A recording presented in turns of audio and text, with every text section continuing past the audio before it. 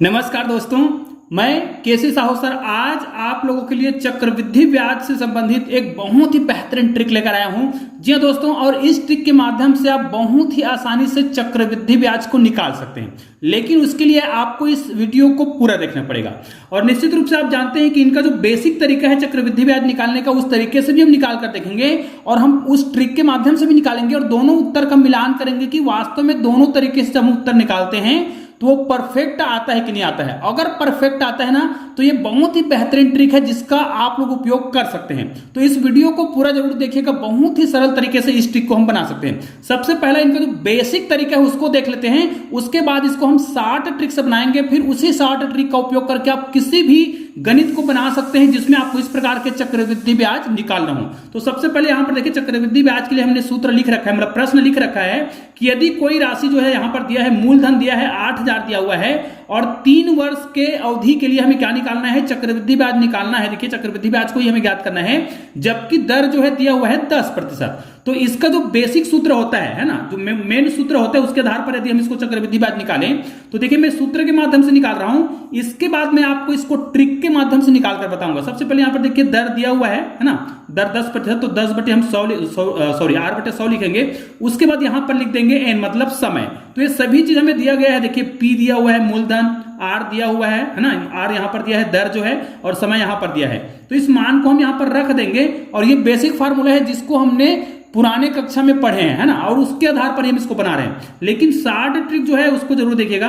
अब यहां पर हम मूलधन को लिखेंगे, ठीक है, यहां पर क्या लिखेंगे, 1 लिखेंगे, प्लस R का मान कितना दिया हुआ है, जो भी दिया है 10 है ना, 10%। तो यहां पर आप लिख देंगे 10 बटे 100 लिख देंगे, ये हमारा हो गया 10 बटे 100। और n का मान हमें दिया है 3 वर्ष, तो यहां पर हम लिख देंगे 3, ठीक है। उसके बाद देखिए, हाँ, यहां पर दर अलग अलग मासिक गणना के आधार पर दिया होता है, तो यहां पर हमने 3 वर्ष लिखा है, मतलब यहां पर वार्षिक गणना के आधार पर हम निकाल रहे हैं। तो ये तो हो गया उत्तर, ठीक है। अब इसको जब हम हल करेंगे तो यहां पर तो 8000 को 8000 ही लिखिएगा, इसको कुछ ही मत करिएगा। यहां पर हम इसको हल करेंगे तो देखिए इसको हम हल कर सकते हैं, तो इसको कटा देंगे, 1 0 1 0 कट जाएगा, तो यहां पर केवल 1 बचा है, मतलब 1 बटे 10 बचा है। और 1 बटे 10 को हल करेंगे तो 10 से कम 10 और 10 में 1 जोड़ेंगे तो क्या हो जाएगा, 11। मतलब यहां पर ऊपर में 11 आएगा और नीचे में आएगा 10, और इसका घात कितना लिखेंगे, 3 ही लिखेंगे। अब यहां पर देखिए ये क्या हो जाएगा, ये तो 8000 है, इसको आपको कुछ भी नहीं करना है।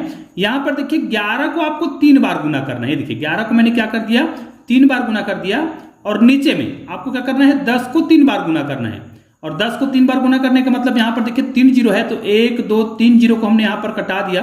तो आपके पास ऊपर में क्या बचा है, ऊपर में केवल बचा है 8 और यहां पर बचा है 11, यहां पर बचा है। देखिए हम क्या करेंगे, 11 गुणित 8 को हम गुना कर देंगे और यहां पर 11 गुणित 11 करेंगे, तो 11 गुणित 11 कितना होता है, 121 होता है। अब इन दोनों को हम गुना करेंगे, हालांकि हम सरल करने के लिए इसको इस प्रकार कर रहे हैं। तो यहां पर लिखेंगे 88, ठीक है, 11 8 88 हो जाएगा, और यहां पर हो जाएगा 121। अब इसको जब हम हल करेंगे, ध्यान दीजिएगा, इसका मैं 60 ट्रिक बताऊंगा, तब भी उत्तर जो है बिल्कुल परफेक्ट आएगा। इसलिए अगर आपने अभी तक हमारे चैनल को सब्सक्राइब नहीं किया होगा ना, तो चैनल को सब्सक्राइब करके बेल आइकन को भी प्रेस कर दीजिएगा और ऑल को टच करना ना भूलिएगा, ताकि इसी प्रकार के बेहतरीन वीडियो का नोटिफिकेशन आपको मिलता रहे और आप उन वीडियो का लाभ उठाते रहें। और दोस्तों वीडियो को लाइक कर दीजिएगा और अधिक से अधिक शेयर भी कीजिएगा, क्योंकि एक बेहतरीन ट्रिक हम आज सीखने वाले हैं। अब देखिए इसको हम सिंपल से गुना भी कर सकते हैं, गुना करने के बहुत सारे ट्रिक होते हैं जिसमें से आप किसी भी ट्रिक का उपयोग कर सकते हैं। जैसे देखिए दोनों संख्या 8 है, तो आप क्या करिएगा, या तो 8 का एक बार यहां से गुना कर दीजिए, उसी संख्या को फिर 2 बार लिख करके जोड़ दीजिए तो भी हो जाएगा। या फिर क्या करिए, ये 1 है ना,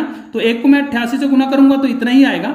अब यहां पर मैं क्या करूंगा, 1 अंक छोड़ के लिखूंगा, तो 8 दूनी 16 हो जाएगा, फिर 8 दूनी 16 और कितना हो जाएगा, 17 हो जाएगा।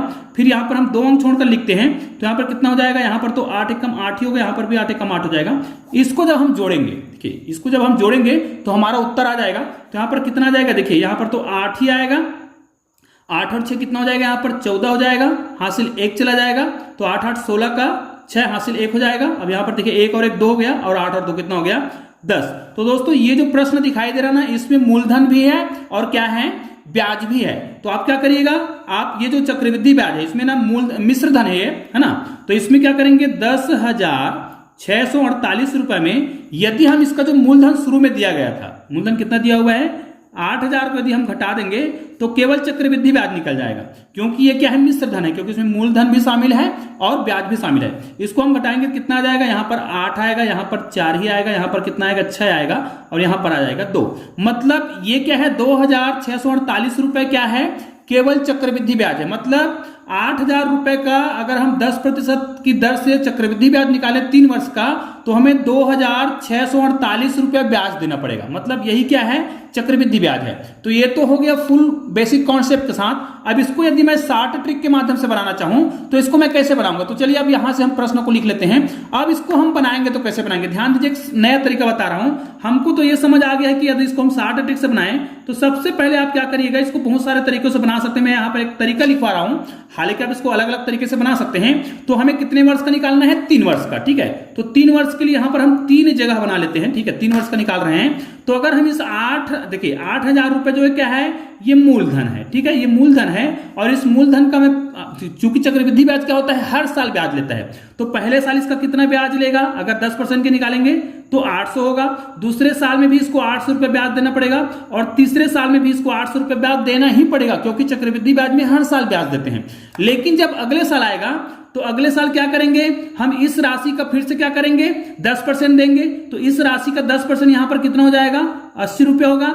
इस राशि का कितना परसेंट होगा, ये भी 80 रुपया हो जाएगा। लेकिन अगले साल ध्यान दीजिएगा, अब अगले साल आप क्या करेंगे, फिर इसका 10% फिर से देंगे, है ना। 800 रुपए का फिर से आप क्या करेंगे, 10% देंगे, तो वो कितना हो जाएगा, 80 रुपए हो जाएगा।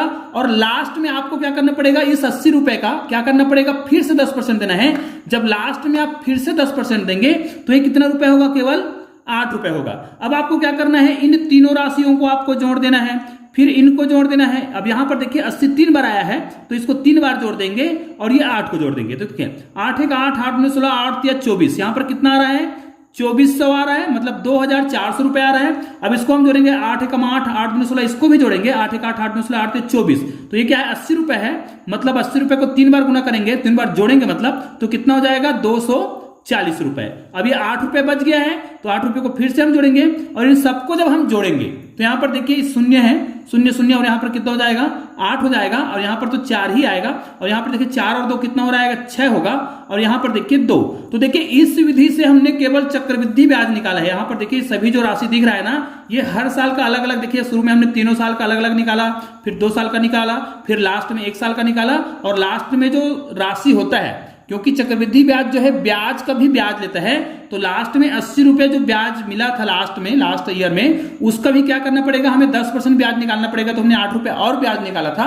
उसके बाद हमने जो आंसर निकाला है, ये क्या है, कंप्लीट चक्रवृद्धि ब्याज है, जो कि ऊपर आप देख सकते हैं चक्रवृद्धि ब्याज बिल्कुल परफेक्ट आ गया है। अगर इस विधि से आप मिश्र धन निकालना चाहते हैं तो आपको क्या करना पड़ेगा, जो भी शुरुआत में मूलधन दिया था उसमें आपको इसको जोड़ देना है, तो आपका चक्रवृद्धि ब्याज निकल जाएगा, कितना आ जाएगा, 10,648 रुपए। तो निश्चित रूप से इस ट्रिक के माध्यम से आप चक्रवृद्धि ब्याज इसी प्रकार निकाल सकते हैं, और ये एक बहुत ही महत्वपूर्ण विधि है, इसलिए इस विधि को आसानी से आप सीख भी सकते हैं और बहुत ही आसानी से इस प्रकार के गणित को बना सकते हैं। तो निश्चित रूप से यह वीडियो आपको बहुत ही उपयोगी लगा होगा, तो इस वीडियो को अधिक से अधिक शेयर भी कीजिएगा, और चैनल को सब्सक्राइब नहीं किए होंगे ना, चैनल को सब्सक्राइब करके बेल आइकन को प्रेस कर दीजिएगा। तो चलिए दोस्तों, मिलते हैं एक और बेहतरीन वीडियो के साथ, तब तक के लिए जय हिंद, जय भारत।